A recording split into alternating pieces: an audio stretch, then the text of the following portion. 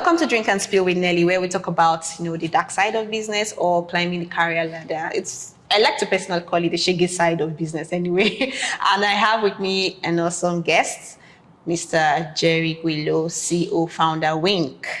And today we'll be talking about the co-founders' nightmares that you need to avoid, Welcome, Mr. Jerry. Thank you, Nelly. How you doing? Yeah, I'm doing very well. Thank you very much. How's WYNK? WYNK has been doing very well. Okay. A startup in Nigeria is quite challenging. However, we are beginning to learn what our customers want and we begin to adapt and restructure our business to meet what our customer wants. So definitely we're okay. We're still hanging in there. Okay. Yeah. So let's go right to spilling the tea. So what's been your experience with building with co-founder? What's been the nightmare? So my experience with building with co-founder is quite interesting. I will use that word. Okay. So starting up a business with other people is usually a very big challenge. So first you need to deal with the ego issues. During your chaotic phase of trying to SaaS one another, you lose focus of what the strategy of business is in most cases. And I've seen it from experience. Some businesses not surviving that phase of co-founder challenges. So for us, there's a lot of experience in that space. There's a lot of good ones and bad ones. But of course, today we have opportunity to speak to both sides of it. Yes, been very interesting. Okay, so sometimes people say you get like a co-founder and it starts out smooth and then later it becomes a nightmare. So what are those nightmares to avoid? Is there a way you can spot it from the beginning, or how do you even pick your co-founder to say, okay, this is like a right fit for my startup? Yeah, so that is a very challenging one because people change over time. Okay. I've seen friends, very good friends, over time get into business, and unfortunately, after a few months or weeks or years, they fall out, and it's like a really big fight. Now, there is no particular way of trying to envisage these things.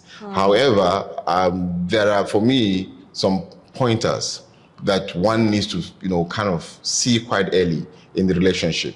Now, first of all and foremost, one must understand that it's a business relationship. Okay. No matter how close we are as friends and we're starting up a business, we must understand that our friendship has gone beyond just friends. It's gone into the business space. So we must take it very serious and also have documents in terms of agreement that guides our relationship. Okay. Because at least we have a reference point. It's no longer my friend type engagement. It's more a business environment where if there are disputes, you know how to, there's a resolution mechanism that is written somewhere. So for me, there's no way to know, but there are, some key highlights that one needs to be mindful of. Okay. For example, when you have a co-founder who is not always telling the truth, I think for me, that is a challenge initially. So because if they're not telling the truth initially, it can become something else later. And you can spot those things very easily. And the second is a co-founder doesn't turn up to meeting on time. That means they either don't respect you, they don't respect your time, they're always giving excuses. If they have deadlines they need to drop on time, they don't drop it on time. For me, those are quite interesting things that one will say, it's your friend, forget about. No. Some of those things, there are indications of things that will happen in the future. Okay. So for me, those are the things that those are simple things that one can really be mindful of, because it just tells you how serious an individual is about the business and also how they envision, how they take that business going forward. Okay. Yeah. So what you just stated was like two major pointers. I'll call that red flags. Yeah. But I think the audience would like to know more. And okay, how do we spot these red flags before we can even say, let's document our partnership? Because I know there are people that have said, don't work with your friends or families, because at the end of the day, because there's usually a thin line between the friendship and then the business side of it. So like, how do you, because the truth is, there are a lot of people that, like, we have friends that are really business minded and all that, and then we feel like, oh, these people are suitable as co-partners, because we've actually seen a few companies that friends built together and all that. So is there a way to actually spot these red flags before, so that you don't like kind of fall out in the middle? Yeah. So again, like I said, it's a difficult thing really to say to spot. So I'll give you an example from my own case. I was introduced to someone, that had a business idea that also matched what we had in mind to build. And then we decided to go it. From the first time, we became friends. We sit on the call for hours every day, discussing strategy, because, we call ourselves bro and all that. And, the moment we got an investor who invested a certain amount of money in the business, and then we said, okay, my friend, you are the one that will run with this business. Go ahead with it. And then I will represent us on this side. Unfortunately, he's not in Nigeria. I was the one on the Nigerian side. So I registered the business, allocated the shares to everyone as they agreed, and then opened a bank account. About $100 was sent to the account for the registration and all that. And then all of a sudden, I started getting, email that I should give them an account of the $100. I said, but everybody have access to the bank statement. All the money that you've sent is in the account. I don't even access the account because it's not my account, it's a business account. Just that. And then I said, guys, I don't really want to get engaged with this small amount of money. Now we're talking of bigger thing, and now already $100 is becoming an issue. How do I account for $100? Yeah. So I printed out this bank statement, sent it to everyone, and said, this is where the money is. This is what has been spent. Eventually, even we haven't spent any money from the account, so everything is still there. After a while, the guy went quiet. And then after a while, I just called him up and said, what's going on? Where are we on this thing? He said, oh, they have registered another company and then opened a bank account. And I'm like, what? Without informing you? I said, like, seriously? He said, yes. I said, my friend, well, that's fine. Wow. Good luck. Hey, so there's no way to really, know how an individual will react to a certain amount of money. Because the most important thing is that once money comes into that space, it changes the dynamics completely. And so for me, saying that if I sit here and tell you that this is what you should look at, this is how you know. I think that human beings, change once there's money in the mix. When the company and the business is not making money, everybody is trying to contribute money, everybody is trying to play nice. But I can promise you, when you definitely know your own team is when there's money in the business. Then everybody's eyes will start opening and everybody will start changing. And things that sometimes you take for granted will start revealing itself. I remember vividly that I've spent significant amount of my own money in the business that hasn't been accounted for. I can tell you this, I bought a laptop for about $1,500.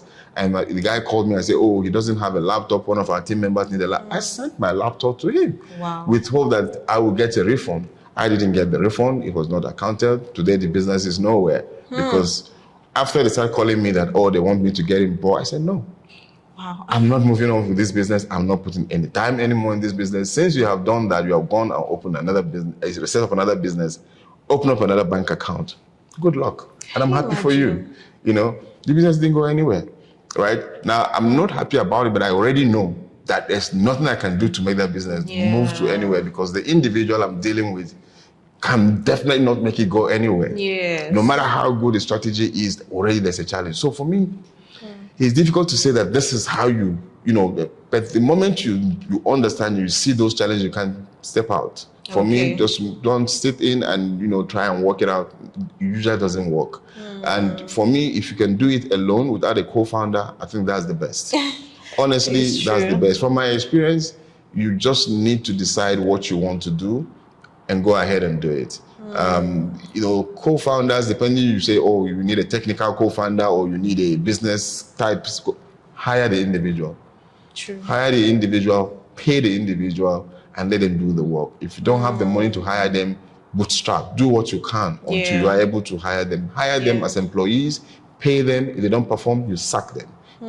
Nothing like co-founder this, co-founder that. Because at the end of the day, that's what might mess up the business. A lot of people have had this nightmare with co-founders. I've heard a lot of ugly stories because they feel like, what, I need a co-founder that has so expertise that can complement mine, and then it can help the business to grow faster and all that. So, but we're going to get to another aspect of this conversation, but for now, let's take a break. So stay tuned.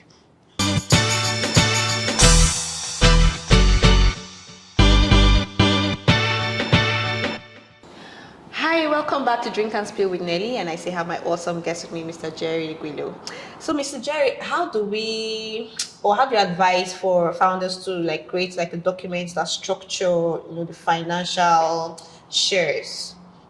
Because, like you said earlier, when it comes to money, everybody changes. So, like from the beginning of that like conversation, contracting and everything, how do you like set that record straight that okay, this is what you're getting, this is what you're getting based on your expertise? Yeah, so for me, that's a very important question for me.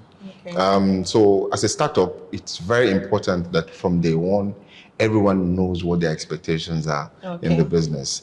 More importantly,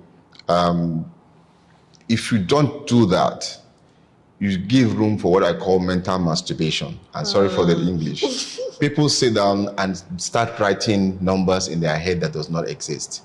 Especially when you start building your decks and start saying, oh, in the next 5 years, we're going to be making $2 million, $3 million. Somebody is sitting down and saying, if my percentage is 20% of $2 million, I'm a millionaire, right? So it's very important that day one, you have a document that guides and gives everybody their share expectation. So most importantly, the business needs to be registered. On registering the business, make sure all the key partners, key shareholders are indicated and registered properly on the registration document, and they got their share certificates, right? And of course, when you bring in new individuals, so when you bring in new individuals that wants to be shareholders, it tends to dilute the existing shareholders. Sometimes some of the co-founders or shareholders, they don't like it. Now, I always say that it's better to have 1% of a business that is worth $1 billion than to have 100% of a business that is worth 0. Because at the end of the day, 1% of 1 billion is bigger than 100% of 0. Yeah. So some people don't get it. Some people find it very difficult to give up shares initially. And for me, it's even better to give up shares initially because at that point it has no value. You are trying to create the values. Whoever comes in will create that value. However, before you give shares to anyone, it is very important there is a mechanism to measure the value they bring to the table. Now, it's easy for someone to say, oh, give me 10% of your business. I'm going to put in $100,000. Now, over 6 months. Now, over 6 months, there are stories. Probably the guy has put in $20,000. Now, there's 80 still outstanding. 6 months has come and gone. Now, the business is standing still because we are still waiting for $80,000. Meanwhile, the guy is holding 10% of the business. Now, if, for example, someone else comes in and say, oh, I will give you $200,000 for 10%. What percentage does the other guy have? Does he still have the 10% or does he have 20%? Because he has given you only 20% of the value that he says he's going to bring in. So the document that you draft, which is a shareholders agreement, that's the next document that needs to be drafted, you would have to clearly indicate what everybody is expected to contribute. Okay. So if you are going to say for my 10%, I need to contribute $100,000 over 6 months, it needs to be spelled out. And then if I don't contribute this $100,000 in 6 months, it needs to also be spelled out that whatever I have contributed, I will own the prorated percentage of that in the business. So the document says what it is, so that you don't get into that conversation where at the end of the day, somebody else brings the money, because the question is that, oh, if I didn't bring the 20, we wouldn't have been to where we are for someone to bring new money. So he still wants to keep 10%, but he has not completed his own part of and then you are the one carrying the business and running with it. So it's very important that the share discussion are properly discussed and documented, especially if there are co-founders, because that is one major area that I see a lot of problems all the time. Someone sits and thinks that he owns 20%, while the document that you have signed said that is a lever to measure your contribution, and you have not contributed up to that amount. So when money comes in, the guy is expecting 20% of that money. Meanwhile, he has only contributed 10%. So 10% of 20%, just 2%, that's what he's getting. Then it becomes a fight. Now instead they start going to court, and some people come to the office and scatter everything, and then the business actually stand still. So I have seen friends, co-founders fight in public just because of this shared conversation. Wow. So it's very important. Sometimes when you start, you say, forget about it now, should we are friends, this thing. No. It needs to be, you need to bring in a third party, get a legal advisor or a lawyer that you can afford to pay to come and sit down and draft this document and sign it. And of course, in the document, you can put leeways to amend them. it doesn't mean that the document should be cast in stone. Yes. Now, if there's rapport and things are going well, like between the founders, the shareholders, you can say, okay, we can change this to favor this person, and we can have this to favor this person. That's a good thing to do. Okay. Now, in my experience, I've had a lot of challenges where we have had that conversation. Where shareholders had 20% equity in the business, and over time, clearly you can see they're not performing. Even they themselves, they notice that they are not performing. And then you say, okay, we need someone else to come and do what you are supposed to do, right? So I have to dilute your shares. Now, it's not usually a very simple conversation at that time, because a lot of emotion attached, a lot of feeling that, somebody has calculated, the valuation of the business now is $5 million. I own 20% or 10%, which is $500,000 or $1 million. And then now all of a sudden I want to shrink it to maybe 2 or 3% or something, So, and you do understand that money is not there. It's not realized. It's on paper. So it's a very difficult conversation. So, but you need to have it early. The moment the person is not contributing and you feel that there's no value in what they're bringing to the table for them to guarantee them having that number of shares, have that conversation. Because if you don't have it, then the longer you wait, the more difficult it becomes. Because if someone else comes in and put in money there, it becomes much challenging. So I think that for shares, spell it out, write it down. Don't be ashamed to discuss it. Make sure that everybody understands how they earn shares, how they lose shares, how the shares are diluted, how they are bought out, and what options they have to sell. So sometimes you have to put a clause there that anyone that wants to sell will have to sell back to the existing members. They can't sell to a third party without first giving first of right to the existing members. And then there's also one instrument that I also use a lot. So when I bring in someone else, just to make sure that we don't dilute the existing people, we use what we call SAFE. Simple agreement for future equity. The reason why I love that document is that it actually gives you an opportunity to earn equity in the business while you are performing certain function. So the conditions that need to be met for you to be able to get those shares. So I give you the document today saying you can get 5% if this happens. Now we can test it in terms of whether it happened or not. But once it's happened, it becomes yours. If it doesn't happen, it's not yours, So I don't have to dilute my shareholders immediately, but I can tell them that it's coming if certain things happen, So, and I think for me, it's a very good way of giving people an insight to the business. Let them come and, create value for themselves and also create value for everyone. Yes. So you just answered my next question. When one person is working more than the other person, and you just said, okay, have this contract, have this conversation in the beginning, just in case you don't meet up to expectations. And another thing again I want to ask, like when things get really messy, what's the best way to split without, or okay, let me coin it this way. What's the best way to split up without it being messy? Well, if there's a split up, there's always mess. That's the honest truth. Now, I think the challenge for me really in the business environment and also in startup particularly is that don't be afraid to fail. Because you are learning. There's a learning in every situation that you have gone through. Now, if it's not working, don't be afraid to walk away, because it's better to just walk away, refresh your mind and start something else than to sit and trying to mend something that you know is not working. Now, how do you make it work? Honest conversations. You just have to be frank and be honest. Put everything on the table and say, this is where we are. This is what we're doing. I feel that you're not contributing as much as you should.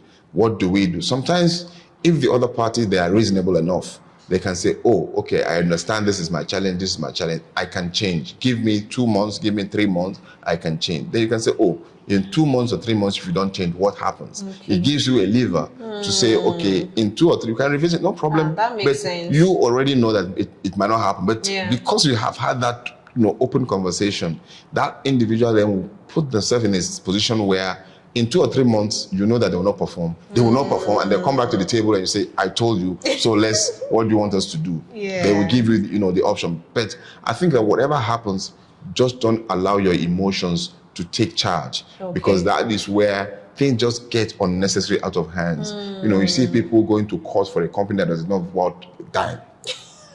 So there's no value in the business. You have not made money. It's just an idea that you guys are trying, and the people are going to court spending money. And I'm thinking to myself, what are you doing? Right? What are you doing? There's no money there. It's just still an idea. You just have to put the work to get it done. And so when someone is trying to say, okay, that they are working and they're working so much and the other person is not contributing much, it's about making sure that students are cleared. You must put it clear. What is your function? What do you bring to the table? What do I bring to the table? And that is what's going to make the business. And that determines what number of shares that I get. Sometimes, so I have developers who are also part of my business. They're also shareholders. Some are back-end developers. Some are front-end. When a front-end guy finishes what he's doing, what else will he do? You just be waiting for the product to come to life, right? So especially a designer. They have designed all the product. They're not in the business of trying to code and all that. So they're sitting there and just coming to meetings and they're getting paid, right? But the guys front end and back end start working. By the time the front end guy is done with all his API, implementation, he's out.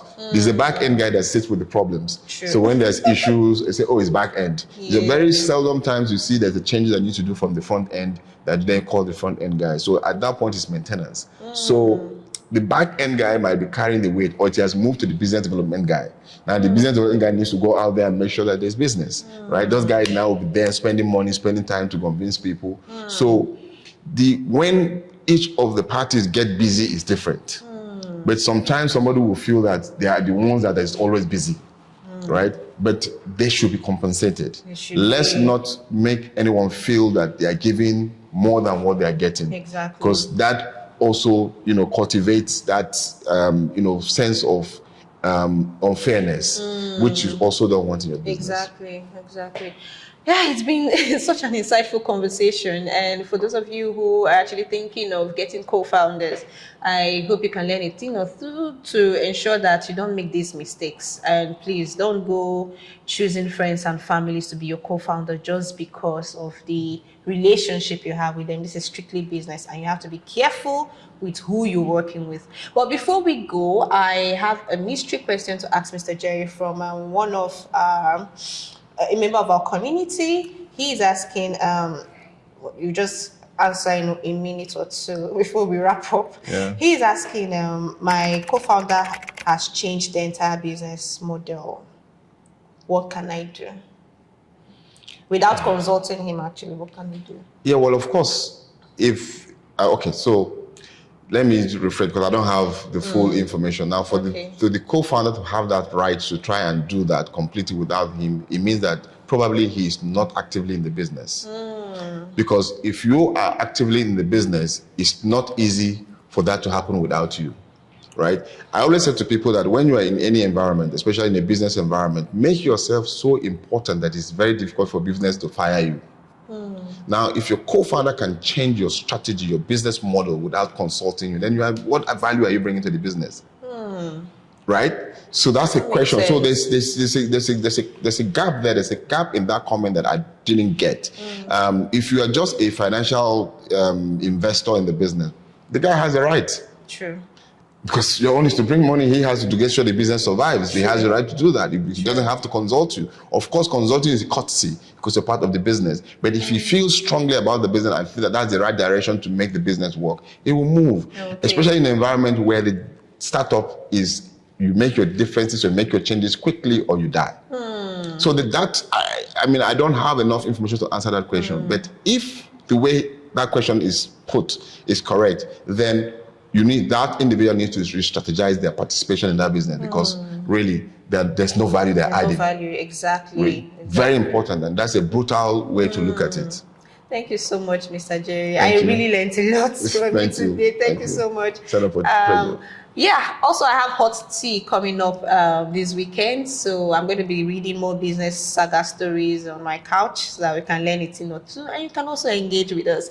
I remain Nelly, and this is Drink and Spirit. Love you.